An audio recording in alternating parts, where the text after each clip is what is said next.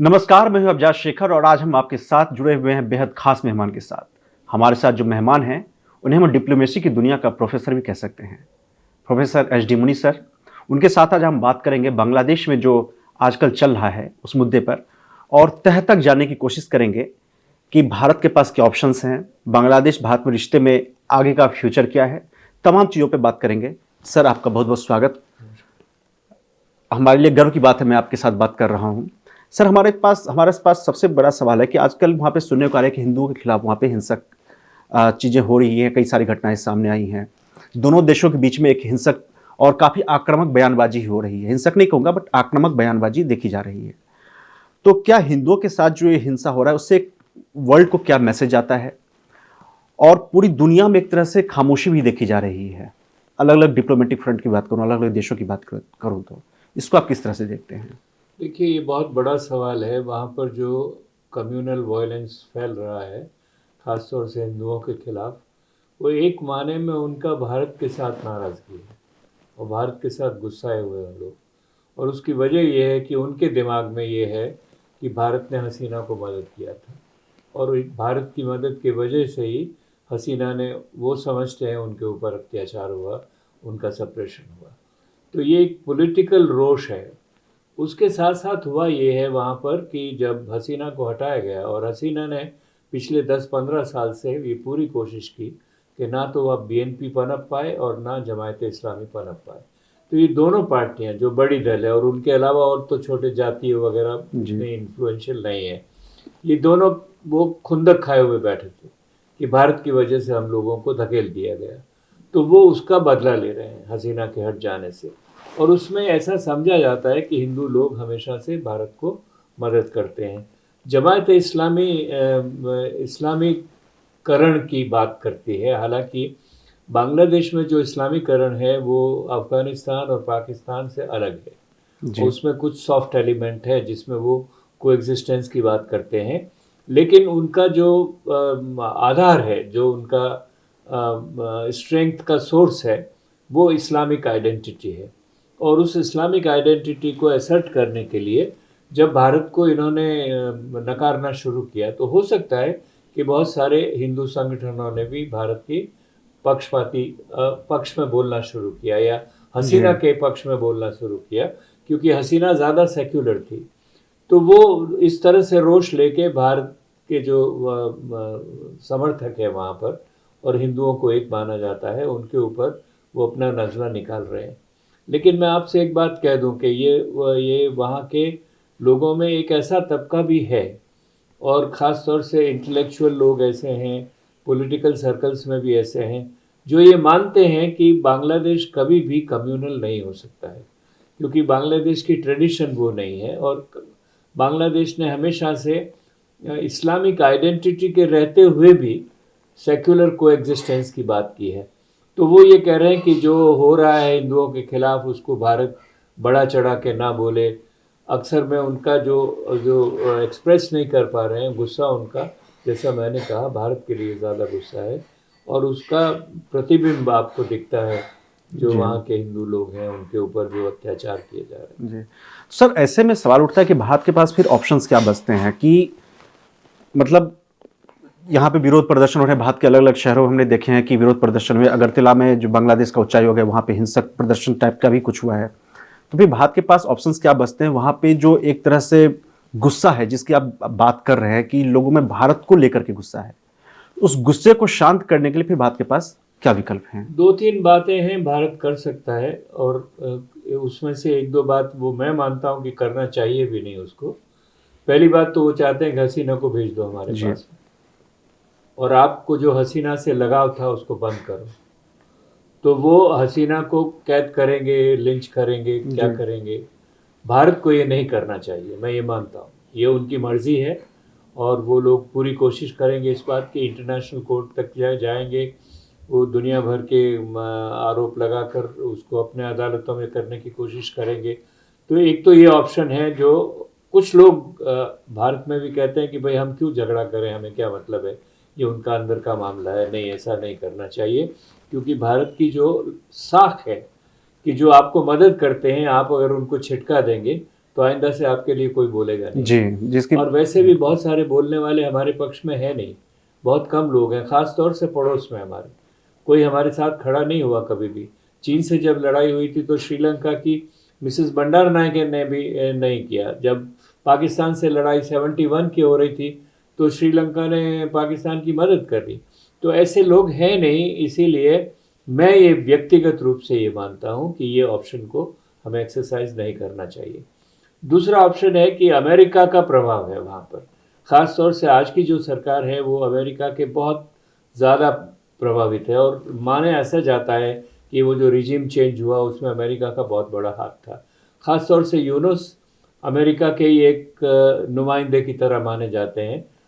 तो हमें अमेरिका को कहना चाहिए कि इनको आप मॉडरेट कीजिए, कि इनकी जो हमारे से नाराज़गी है, हसीना से नाराज़गी है, वो रहे, लेकिन बांग्लादेश भी ये जानता है कि भारत के साथ रिश्तों को बनाए रखने के बिना उनके पास कोई इलाज नहीं है। जी चारों तरफ तो बांग्लादेश भारत से घिरा हुआ जी है, जी चाहे जी लैंड हो चाहे सी हो। जी तो ये उनको भी समझाने की ज़रूरत है, और अमेरिका को, अमेरिकन डिप्लोमेसी को।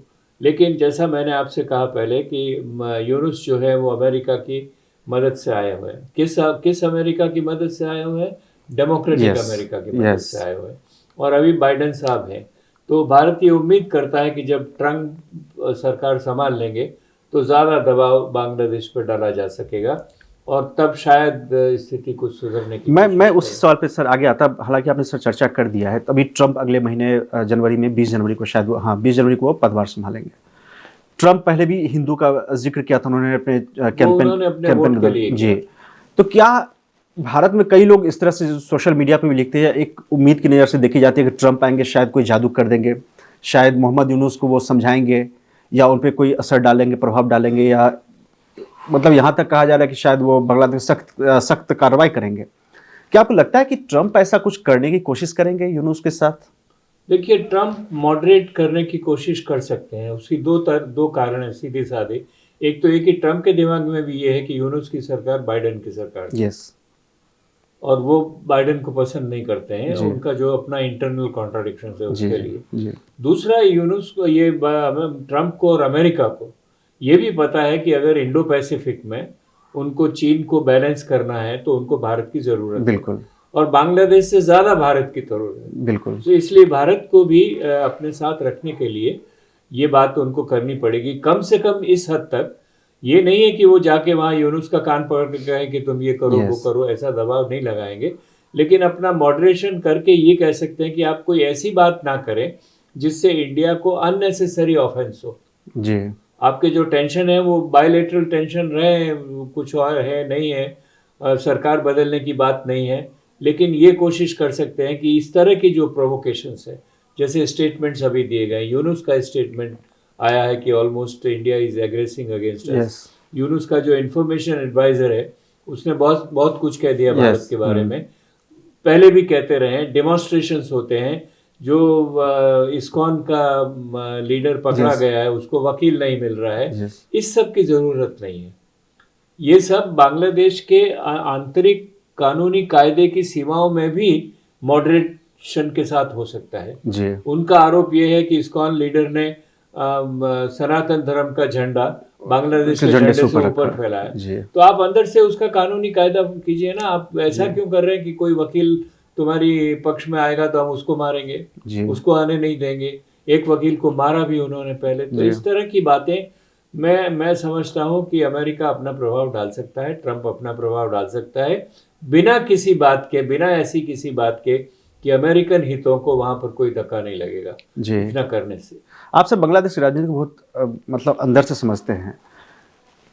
ट्रंप के आने से क्या हम इस बात की उम्मीद रख सकते हैं कि अगले 6 महीने, साल भर या 1.5 साल में जब भी बांग्लादेश में इलेक्शन हो, उससे पहले शेख हसीना की वापसी हो सके, या भारत में भी शेख हसीना है, क्या इससे मोहम्मद यूनुस की सरकार, जो अंतरिम सरकार है उनकी, वो एक थ्रेट की तरह लेती है कि बगल में शेख हसीना मौजूद हैं, वो अभी भी बांग्लादेश की राजनीति पर एक असर डाल सकती, इम्पैक्ट डाल सकती हैं? नहीं, देखिए, शुरू से ही अमेरिका ने हमेशा से ये पोजीशन ली हुई है कि Hasina undemocratic regime, she was an autocratic ruler. ये ट्रंप प्रशासन में है? ट्रंप प्रशासन में नहीं, अमेरिका की बात कर रहा हूँ यस कंसिस्टेंटली। और अगर अमेरिका को अपने इंटरेस्ट पूरे करने हैं, जैसे मान लीजिए एक था कि सेंट मार्टिन बेस बनाने की कोशिश कर रहे थे, या जो डिफेंस के एग्रीमेंट्स थे वहाँ पे stationing of the forces agreement था, सोफा, ये सब नहीं कर रही थी हसीना, और ये यूनुस की सरकार करने को राजी है। तो ट्रम्प, देखिए ट्रम्प, हम मानते हैं ट्रम्प प्रेसिडेंट है अमेरिका का, लेकिन अमेरिका का प्रेसिडेंट बहुत पावरफुल होने के बावजूद भी इतना पावरफुल नहीं है कि वो वहाँ के स्टेट डिपार्टमेंट और डिफेंस डिपार्टमेंट को इग्नोर करके जो मर्जी कर ले। ओके जी।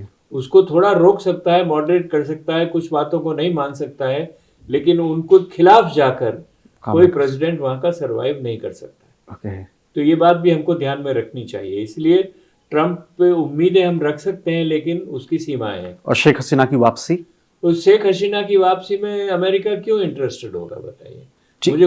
मैं कह रहा हूँ आपको, शुरू से ही बीएनपी को हमेशा से सपोर्ट करती रही है अमेरिका जी, और हसीना को कभी उन्होंने सपोर्ट नहीं किया, कभी नहीं किया।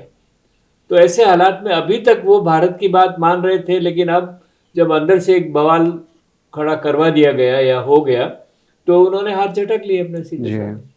तो इसलिए मैं ये नहीं देखता हूं कि अमेरिका की मदद करने के लिए, हालांकि हसीना अगर ट्रम्प से कोई इक्वेशन बनाने में सक्सेसफुल हो जाए जी, तो ये हो सकता है कि जाइए आप वहाँ कानून कायदे से अदालतों को लड़िए और उसके बाद आप फ्री हो जाएं तो आप जो मर्जी करिए। ओके।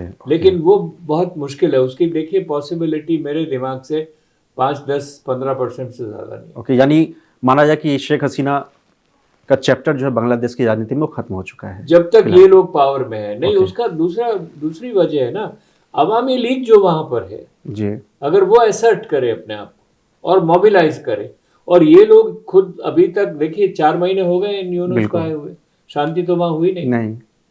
तो वो लोग अपने आप उसको रिवोल्ट करके अगर ये रिजीम आइसोलेट हो जाए तो हसीना की वापसी होगी वहाँ पर। ओके। मैं इंटरनल कंडीशंस की, जो आप अमेरिका का सवाल है ना, मैं उसकी सीमाएं बता रहा हूँ। ओके, नहीं, मैं इंटरनल कंडीशन की मैं बात कर रहा हूँ। इंटरनल कंडीशंस में पॉसिबिलिटी है, लेकिन ऐसा कम हुआ है कि इस तरह से रिजेक्टेड लोग वापस रिबाउंड किए हों ओके दुनिया में। लेकिन थ्योरेटिकल पॉसिबिलिटी उसकी है अगर आवामी लीग अपने आप को एसर्ट करे, अगर जमायत इस्लामी और बीएनपी से वहाँ के लोग एलिनेट हो जाए। बीएनपी में अभी लीडरशिप नहीं है, हालांकि उन्होंने उसके बेटे को भी माफ कर दिया, तो वो आके अपनी लीडरशिप कुछ लगाने की कोशिश करेगा, लेकिन अगर वो फेल हो जाए जी तो हसीना की क्रेडिबिलिटी वैसे भी बढ़ेगी ना। आपने देखा ना, हसीना ने बयान दिया किसके, अमेरिका के किसी एक फंक्शन में दिया, किसके लिए, अपने देश के लोगों को। जी, कल ही दिया उन्होंने जी। तो ये वो उसके ऊपर भी डिपेंड करेगा कि कहाँ तक हसीना खुद अपनी डिप्लोमेसी से अमेरिका में कुछ कॉन्स्टिट्यूएंसीज बना सकती है और उसकी वजह से अमेरिका को और मॉडरेट करे, और उसके साथ ही साथ बांग्लादेश में जो उसका सपोर्ट बेस है वो वापस रिवाइव हो। ये लोग नहीं होने देंगे, लेकिन उसके बावजूद भी राजनीति को आप नहीं जानते। बिल्कुल। किसने सोचा था कि हसीना को फेंक दिया जाएगा बाहर? किसने सोचा था कि जेवीपी का लीडर श्रीलंका में प्रेसिडेंट बन जाएगा? बिल्कुल सर। तो जनता सब जानती है, जनता जनार्दन है जी। आपने अभी कहा कि शेख हसीना, यस, हमने किसी ने नहीं सोचा कि शेख हसीना जबकि जनवरी में इतनी विशाल बहुमत के साथ जीत करके आए थे, उनको फेंक दिया जाएगा। तो क्या आपको लगता है कि भारतीय प्रतिष्ठान, खुफिया एजेंसी जिसको हम कह सकते हैं, वो बांग्लादेश में जिस तरह से छात्र आंदोलन शुरू हुआ, फैला, और फिर अचानक से मतलब आनन फानन ऐसा हुआ कि शेख हसीना को 10-15 मिनट या आधे घंटे के नोटिस पर भागना पड़ा, तो क्या उस चीज़ को समझने में कि इस कितना बड़ा फोर्स है इसके पीछे, नाकाम रही है भारतीय एजेंसी? हाँ, नाकाम रही है। हम मानते हैं कि उन्होंने, अगर नाकाम नहीं भी रही है, मान लीजिए, मुझे नहीं मालूम कि रिपोर्ट्स रॉ ने क्या यहाँ सबमिट करी होगी प्राइम मिनिस्टर के सामने, तो 2 पॉसिबिलिटी, एक तो आप जो कह रहे हैं वो पॉसिबिलिटी है कि ये उसमें असफल रहे, दूसरा मान लिया इन्होंने करेक्ट रिपोर्ट दी हो कि हसीना के खिलाफ बहुत वहाँ जंग हो रही है, लोग नाराज हैं, तो पॉलिटिकल लीडरशिप का फॉल्ट है कि उन्होंने हसीना को मॉडरेट क्यों नहीं किया और उनको अलर्ट क्यों नहीं किया। जी, मुझे याद है कि जब 75 में जब शेख मुजीबुर रहमान को मारा गया था, तो हमारी जो एजेंसीज हैं उन्होंने इस बात को भांप लिया था कि इनके खिलाफ कुछ न कुछ बहुत सतर्क होने वाला है, और 4-5 ऑफिसर्स हमारे यहाँ से भेजे गए शेख मुजीबुर रहमान को ये कहने के लिए कि एक बड़ा खतरा है, आप उससे सावधान रहें, और वो वापस आ गए वहाँ से और उनके आते ही उनको असैसिनेट कर दिया गया हो गया। जी। तो कू का पूरा अंदाज नहीं लगा सकते, क्योंकि वहाँ पाकिस्तान की इंटेलिजेंस एजेंसी भी लगी हुई थी, अमेरिका की भी लगी हुई थी, चीन की भी लगी हुई थी, तीनों एक साठ गांठ के साथ में वहाँ काम कर रहे थे और उसमें भारत सफल नहीं हो पाया, लेकिन अलर्ट किया गया। तो हसीना को अलर्ट क्यों नहीं किया गया हम लोगों ने, और क्यों नहीं इस बात की कोशिश की गई कि जिस ढंग से हसीना को वहाँ से भगाया गया। एक रिपोर्ट ये भी है कि हसीना ने तो इस्तीफा भी नहीं दिया, बिल्कुल उसको बिठा दिया गया हेलीकॉप्टर में, आप जाइए यहाँ से। जी। और बाहर इतनी डिमॉन्स्ट्रेशंस आ गई जी। कि फौज में जो उसका अपना रिश्तेदार था आर्मी चीफ, जी। उन्होंने कहा कि आप बैठ के निकल चले जाइए यहाँ जाइए। से। तो ये कई सारे, देखिए इंटरनेशनल पॉलिटिक्स में या नेशनल पॉलिटिक्स में बहुत सारे अनप्रडिक्टेबल काम होते जी हैं। बिल्कुल। सोवियत यूनियन का डिसइंटीग्रेशन हुआ, सोवियत की इंटेलिजेंस नहीं है क्या? बिल्कुल जी, काफ़ी और सशक्त मानी तो भी नहीं जाती होता है है। जी बिल्कुल। सर यहाँ पे एक और ये है, हम थोड़ा सा और जाते हैं कि रिफ्यूजी संकट की तरफ। भारत में जब म्यांमार में दंगे भड़कते हैं, वहाँ पे रोहिंग्या मुसलमानों को भगाया जाता है, तो उन्होंने जैसे तैसे भारत की सीमा को पार किया और भारत में बहुत हद तक फैल गया। बांग्लादेश में जैसे हिंदुओं का परसुएशन, मतलब एक तरह से हिंसा हो रही है, अगर मान लीजिए वो फैलता है और हिंदू भारत में शरण लेने के लिए आते हैं, तो क्या बॉर्डर पे जो दबाव आएगा उसको भारत सरकार कैसे मैनेज कर सकती है? क्या ये उनको तो हम वापस लोग आने देना रोके चाहिए? हुए हैं ना अभी तक, जी नहीं आने दे रहे हैं। जहाँ तक बॉर्डर फोर्सेस की कोशिश है कि किसी को यहाँ इधर नहीं आने दो, क्योंकि जो 71 में भी करीब जी 10 मिलियन लोग यहाँ पर आए थे। जी और आप आसाम वगैरह में हमारी, देखिए एक और बात मैं बताना चाहता हूँ कि सारे दक्षिण एशिया में जी जो सांप्रदायिक शक्तियाँ हैं वो तगड़ी हो रही हैं जी सभी जगह। बांग्लादेश का एग्जाम्पल तो हम बात कर रहे हैं, जी श्रीलंका में एथनिक कॉन्फ्लिक्ट को अभी रिजॉल्व नहीं किया गया। बिल्कुल हमारे यहाँ की मैं बात नहीं करना चाहता, जी सभी लोग जानते हैं जी क्या यहाँ पर हो रहा है। बिल्कुल पाकिस्तान का अलग मसला है, नेपाल में तराई वाले लोगों को और ट्राइबल लोगों को वो नहीं चाहते। सभी जगह जो पोलराइजेशन कंसोलिडेट हुआ है कम्युनल लाइंस के अलावा जी में, ये अनफॉर्चुनेट एस्पेक्ट है वहाँ पर। तो इसीलिए ये क्या होगा उसका हासिल सारे तो हिंदुओं को आने की इजाजत आपके हिसाब से नहीं, दी जानी इसीलिए चाहिए? रिफ्यूजीज आए। अब हमने कानून बना दिया है जी कि जो बाहर से खदेड़े जाएंगे उसमें सबको हम सिटीजनशिप देंगे, बिल्कुल लेकिन अंदर से हम जान रहे हैं कि सिटीजनशिप मुश्किल होगी। जी उससे आपके एडमिनिस्ट्रेटिव ढांचे पे फर्क पड़ेगा, आपके पॉलिटिकल इक्वेशंस अलग अलग हो जी जाएंगे, जी कौन किसको कितना वोट देगा नहीं देगा, ये सब मसले हैं। कोई भी मुल्क ये नहीं चाहता है कि बहुत सारे नंबर में, लार्ज नंबर में रिफ्यूजीज Refugees आके आए। तो इसलिए उसको रोकने की कोशिश की जाएगी। सर एक चीज और मैं मतलब और फिर ये भी जी होगा, अगर सारे हिंदू वहां से चले आए तो वो मुस्लिम डोमिनेंट अपने आप ही हो जाएगा। बिल्कुल तो बिल्कुल हम ऐसे मुल्क भी नहीं चाहते हैं ना। बिल्कुल बिल्कुल नहीं चाहेंगे। अफगानिस्तान का उदाहरण मेरे जहन में है सर कि वहाँ पे भारत को लेकर के काफ़ी एक पॉजिटिव सेंटिमेंट रहता है आम आदमियों के बीच में। तालिबान के साथ भी पर्दे के पीछे से एक रिश्ता तो हम बना ही रहे हैं। तो बांग्लादेश में हो या फिर मालदीव में हो, जहाँ पे एक इंडिया आउट मूवमेंट चला है, भले ही एक देखने में तो लगता है कि एक बड़े स्तर पे चला है, या बांग्लादेश में एंटी इंडिया सेंटिमेंट तो एक उभरा है, तो क्या बांग्लादेश में हम एक पीपल टू पीपल कनेक्शन जो है ना, उसको जो हम आवामी लीग के सपोर्टर्स हैं जी वो कॉन्स्टिट्यूएंसीज तो है ना अभी भी, जी वो लोग तो नहीं है भारत के खिलाफ। ये मैं आपकी बात मानता हूं कि हमेशा से भारत की कॉन्स्टिट्यूएंसीज सभी पड़ोसियों में है। जी वो कॉन्स्टिट्यूएंसी कब कितनी ताकतवर होती है वो एक Okay. Political question. जी जी लेकिन ये कहना कि अब हमारा कुछ भी नहीं है बांग्लादेश में, वो नहीं होगा। इसीलिए मैं कह रहा हूँ ना, आवामी लीग ने वहां पर भी तो डेमोन्स्ट्रेशन शुरू कर दिए हैं आज, जी बिल्कुल और वो लोग भी अपनी आवाज उठा रहे हैं। ये जो इस्कॉन वाला मसला है, ये सब इंडिया की कॉन्स्टिट्यूएंसी है ना वहां पर, जी तो ऐसा नहीं है कि वहां कोई कॉन्स्टिट्यूएंसी नहीं है। जी और 8 to 9% जो हिंदू है वहां पर, 8% जी आप देखिए ना 200 में से कितना परसेंट निकाल के देखिए कितना मिलियन लोग होंगे। जी करीब करीब मतलब एक बड़ी आबादी है। मैं सर एक चीज और ये समझना चाह रहा था कि जो भारत में कई लोग ये कहते हैं कि जो 1971 में बांग्लादेश की आज़ादी में हमने एक महत्वपूर्ण भूमिका निभाई थी, जो कि सच है, लेकिन कहते हैं कि बांग्लादेश एहसान फरामोश हो गया है। मेरा सवाल यह है कि क्या बांग्लादेश के संबंध को भारत के साथ जो संबंध उसको 1971 से देखा जाए, या उसके पीछे 1947 या उससे पीछे भी जब हम सब एक साथ थे, हिंदू मुस्लिम इन तमाम चीज़ों को जोड़ते हुए? नहीं, हिंदू मुस्लिम तो पार्टीशन बंगाल का हुआ ना भैया। जी उस बंगाल के पार्टीशन में जो वेस्ट बंगाल है वो डोमिनेटेड बाय हिंदूज, यस जो भद्र लोग थे, जी जो जमींदार लोग थे जी। वो सब हिंदू थे, जी जो लैंड टिलर्स थे वो सब मुसलमान थे। तो एक इकोनॉमिक वेज तो था ना हमेशा से, जी और वो बाद में भी परिलक्षित होता था, इसीलिए वो पाकिस्तान में चले गए। पाकिस्तान में वो तो रेड क्लिफ ने लाइन भी वैसे डाल दी, जी लेकिन उनकी मुस्लिम आइडेंटिटी तो रही ना वहां पर उसी वजह से। जी। तो क्या बांग्लादेश को जो एहसान फरामोश हम कहते हैं, ये कहना सही है? नहीं नहीं, ये सब लफ्ज अंतर्राष्ट्रीय राजनीति में नहीं चलते। ओके कोई किसी का एहसानमंद नहीं है।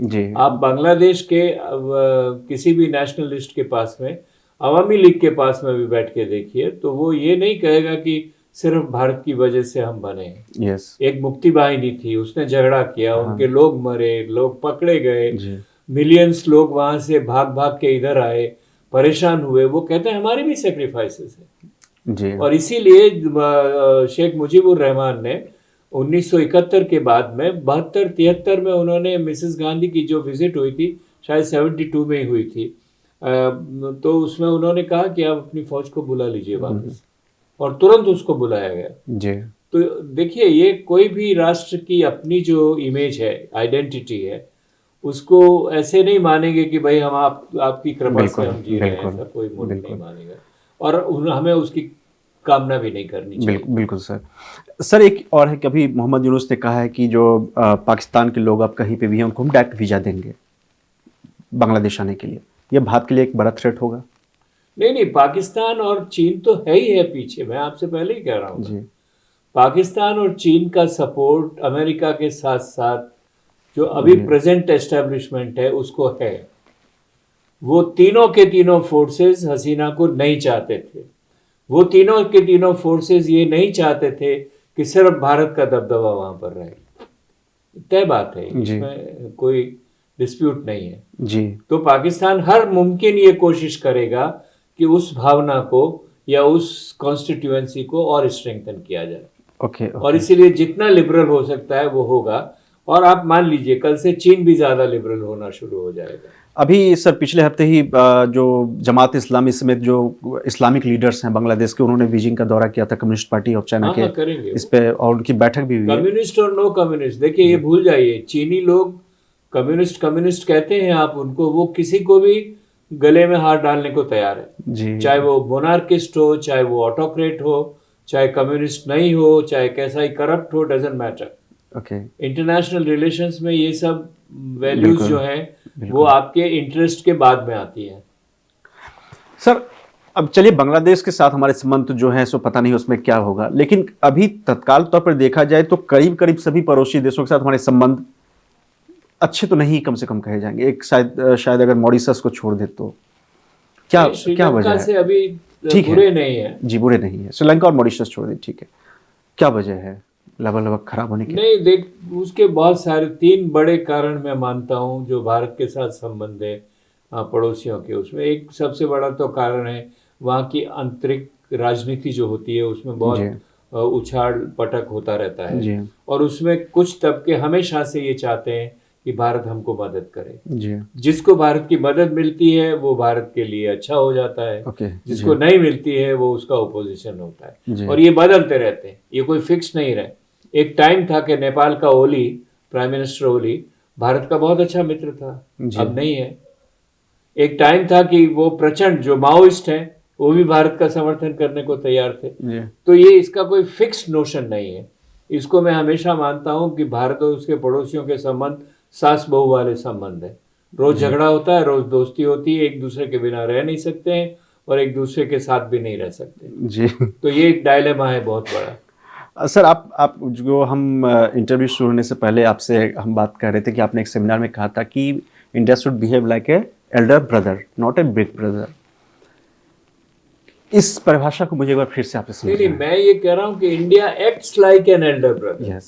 यस जो पड़ोसी के लोग हैं, जो दुनिया के लोग हैं, वो कहते हैं India is a big brother. Now big brother एक वेस्टर्न कॉन्सेप्ट है, और वेस्टर्न कॉन्सेप्ट में बिग ब्रदर वो होता है जो सारे मॉल का ख्याल रखता है डंडा लेके, जो बदमाशी करे उसको मारो, यही उसका काम होता है, उसको डिसिप्लिन करो। जी उसका एक हमारे जो संबंध है उसमें एक एस्पेक्ट ये है, दूसरा एस्पेक्ट उसका पॉजिटिव भी है कि जब हमारा पड़ोसी किसी मुसीबत में आता है तब भी भारत उसके साथ जाता है। जी बिल्कुल। तो इसलिए मैंने कहा कि हम लोगों ने जो देखिए, हम सारा हमारा जो एकेडमिक और इंटेलेक्चुअल माहौल है वो वेस्टर्न लिटरेचर से और वेस्टर्न फ्रेजियोलॉजी से बहुत प्रभावित होता रहता है।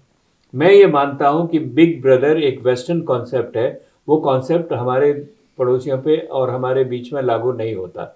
और अगर कोई कॉन्सेप्ट लागू करना है आपको तो आप एल्डर बड़ा भाई कहिए। अब बड़ा भाई आप बदमाशी करके आओगे बाहर से, लोग आपकी शिकायत करेंगे तो डांटेगा भी, कान भी खींचेगा, थप्पड़ भी मार देगा कभी कभी जी लेकिन जब आप मुसीबत में होंगे, आपके स्कूल की फीस देनी है, आपको खाना नहीं मिल रहा है, आपकी टांग में चोट आ गई है, तो भी आपका बड़ा भाई मदद करेगा। जी तो बड़ा भाई जो होता है वो आपको प्रेशर भी देता है और वो आपको प्लेजर भी देता है। ओके जो बिग ब्रदर है वो आपको सिर्फ डंडा दिखाता है। ओके डंडे यस ये चौधरी दोनों में वो कॉन्सेप्चुअल डिफरेंस है। और इसीलिए हमारी जो एकेडमिक कम्युनिटी है वहां पर they are impressed, everybody uses big brother big brother big brother. पड़ोसी भी इसको, क्योंकि भारत जब डराता है वो तो उनको ज्यादा याद होता है, जी जब लॉलीपॉप देता है तो याद नहीं रहता है। जी। अच्छा सर, अभी जो मौजूदा हालात हैं, क्या भारत अंदरूनी मामलों में दखल दे रहा है, जो बार बार आरोप लगते हैं? देखिए, मैंने एक बार एक सवाल हम लोग बात कर रहे थे, मैं जब यंग स्कॉलर था तो जो आप जैसा कह रहे हैं हम भी ऐसा मानते थे, क्योंकि हम नेपाल घूमे, श्रीलंका घूमे, जी सब लोगों ने कहा भारत बड़ा तंग करता है, तो हम आके कहते थे हम लोग बहुत इंटरफेयर करते हैं। जी तो मैं बैठ के पीएन हक्सर थे जो मिसेस जी गांधी के बहुत क्लोज एडवाइजर थे, जी उनसे मैंने कहा सर क्यों हम लोग ऐसा करते हैं? तो उसने कहा मुनी आप नहीं जानते हैं, we are lost in each others intestines. ये उनका सेंटेंस है, मेरा नहीं है। हम दोनों, हम और हमारे पड़ोसी एक दूसरे की आंतड़ियों से जुड़े हुए हैं, जी इसलिए इंटरफियर तो है ही है। तमिल आप कहिए तो तमिल भारत में भी है, जी वहां तमिल को कुछ होगा यहाँ का तमिल बोलेगा, यहाँ तमिल को कुछ होगा वहां का तमिल बोलेगा। नेपाल में हिंदू है, मधेसी हैं, उत्तराखंड से जुड़े हुए हैं, सिक्किम से जुड़े हुए हैं, पाकिस्तान की पुरानी सदियों पुरानी हमारी परंपरा जी है, बांग्लादेश में वही हाल है, श्रीलंका में कहते हैं बुद्धिस्ट, ये सिंगला और तमिल दो कम्युनिटीज हैं। सिंगला लोग ओडिशा से गए हैं, वहां पर उनका ओरिजिन जो है जी वो ओडिशा से है। तमिल लोगों का ओरिजिन तमिलनाडु से है तो भारत में दोनों। जी तो दोनों में, सभी मुल्कों में एक भारत है छोटा मोटा, जी और एक छोटा मोटा बड़ा मुल्क भारत में है। तो इसीलिए ये कहना कि पड़ोसी में कुछ होगा और हम पे असर नहीं होगा, गलत बात होगी। जी और जब असर होगा तो हम बोलेंगे, कभी बोलेंगे भी, कभी करेंगे भी। जी तो ये इनएविटेबल है। और ये बहुत लोग नहीं जानते हैं कि भारत के स्वाधीनता संग्राम में बहुत सारे पड़ोसियों के लोगों ने सीधा भाग लिया। नेपाली लोगों ने भाग लिया, श्रीलंका के लोगों ने भाग लिया, हमारे साथ खड़े हुए कि ब्रिटिश को जाना चाहिए यहाँ पर। म्यांमार के लोगों ने भाग लिया। आंग सान सूची के जो फादर थे जी वो नेहरू के अच्छे मित्र थे, ऊ जो थे वो नेहरू के अच्छे मित्र थे। तो ये एक बहुत सदियों पुरानी परंपरा रही है। आफ्टर ऑल बांग्लादेश, इंडिया और पाकिस्तान तो एक ही समुदाय था ना, बिल्कुल वो बिल्कुल समुदाय अलग अलग हो गया, तो वो सैकड़ों हजारों साल के रिश्ते को आप कैसे खत्म करेंगे? जी शादियां होती है हमारी आपस में, श्रीलंका के तमिल मद्रास में आके, तमिलनाडु में आके शादी करते हैं, नेपाल के लोग हिंदुस्तान में शादी किए हुए जी हैं। सानिया मिर्जा किससे शादी किया उसने? पाकिस्तान जी तो जी बिल्कुल ये जो जमीनी हकीकत है ह्यूमन रिलेशंस की, पीपल टू पीपल रिलेशंस की, जी इसको आप इंटरफियर करेंगे तो करते रहिए आप, लेकिन पॉलिटिकली इंटरफियरेंस हमको उनकी सेंसिटिव्स को खदेड़ना नहीं चाहिए। जी और कभी कभी ऐसा होता है कि हम कर देते हैं क्योंकि हमारे अपने इंटरेस्ट में ऐसा लगता है, लेकिन कई बार हमारे इंटरेस्ट को इंटरप्रेट करना भी गलत होता है। जी तो ये डिपेंड करता है कि आपके रूलर्स कौन है, आपके ब्यूरोक्रेट्स कौन डिप्लोमेसी चलाते हैं, कौन आपकी वो डिफेंस पॉलिसी चलाते हैं, उस सब पे डिपेंड करता है। और उसका हम जायजा अभी उसमें डिटेल से नहीं जा बिल्कुल बिल्कुल सकते, सर लेकिन ये बातें मिली हुई है। तो आप अगर मुझे कहेंगे कि इंडिया इंटरफियर करता है तो मैं कहता हूँ हाँ करता है। आप कहेंगे कि ये तो बहुत बुरा करता है तो मैंने कहूँगा ये स्वाभाविक है। और इंडिया इंटरफियर करता है तो वैक्सीन भी देता है। जी बिल्कुल। जब आपको मालदीव्स को पानी चाहिए तो पानी भी भिजवाता है। जब आपका अर्थक्वेक आ जाए तो उसके नेपाल लिए की भी मदद भाग के करें, जाता बिल्कुल। है। तो ये दोनों बातें आपको साथ में देखनी पड़ेगी, एक बात को देख के निष्कर्ष नहीं निकाल सकते। सर मेरा अब आखिरी सवाल, बांग्लादेश पे कंक्लूड करेंगे। शेख हसीना को प्रत्यर्पण करने के लिए मजबूर होना पड़ेगा भारत को, या करना शेख चाहिए हसीना को प्रत्यर्पण करने के लिए, भेजने के लिए? मैंने आपसे पहले कहा ना, नहीं करेंगे वो, मैं उसके पक्ष में नहीं हूं। जी क्योंकि आप उसको अगर फोर्स करेंगे, अगर हसीना अपने आप डिसाइड करती है कि मुझे जाना है जी तो जाए, लेकिन हम उसको फोर्स करेंगे तो हम अपने एक मित्र के लिए जब वो मुसीबत में है, जी। चाहे रॉन्गली या राइटली, जी उसके साथ दगाबाजी करेंगे और वो उचित नहीं है भविष्य के लिए। तब आप पे कोई भरोसा नहीं करेगा। जैसे हमने अफगानिस्तान में हम देख चुके हैं, नजीबुल्लाह, इसमें अफगानिस्तान में नजीबुल्लाह को जब फांसी से लटकाया था। कई ऐसी एग्जाम्पल्स है। जी नजीबुल्लाह की एग्जाम्पल नहीं है, आपको बहुत लोगों को, आप लोग यंग हैं पता नहीं है, जब भुट्टो को हैंग किया गया जी। था तो उसकी आधी से ज्यादा पार्टी दिल्ली में बैठी थी, अच्छा ओके। पीपीपी जो थी, People's क्योंकि जी। वहां वो उसने जियाउल हक ने उनको खदेड़ना शुरू किया तो भाग के यहाँ आके बैठे थे। उनको भारत सरकार ने शरण दी है। जब मुजीबुर रहमान को मारा गया तो हसीना आपके पास आई थी। जी उस वक्त तो एक ऑर्डिनरी लड़की की तरह आई थी, आपने उसको संभाला था। जी तो आपका रिश्ता उसके उस वक्त से है। और अगर आप उस रिश्ते की वजह से, और हम जानते हैं कि जो बांग्लादेश में हुआ है वो काफी गलत भी हुआ है, जी इसीलिए ये बिल्कुल मैं इसके एकदम से पक्ष में नहीं हूं कि भारत उसको फोर्स करे एक्स्ट्राडाइट करने के लिए। और उसके बहुत सारे रास्ते हैं डिप्लोमेटिकली जिसमें भारत उसको हैंडल कर सकता है। Thank you sir, thank you very much हमसे बात करने के ऑल लिए। The best. Thank you.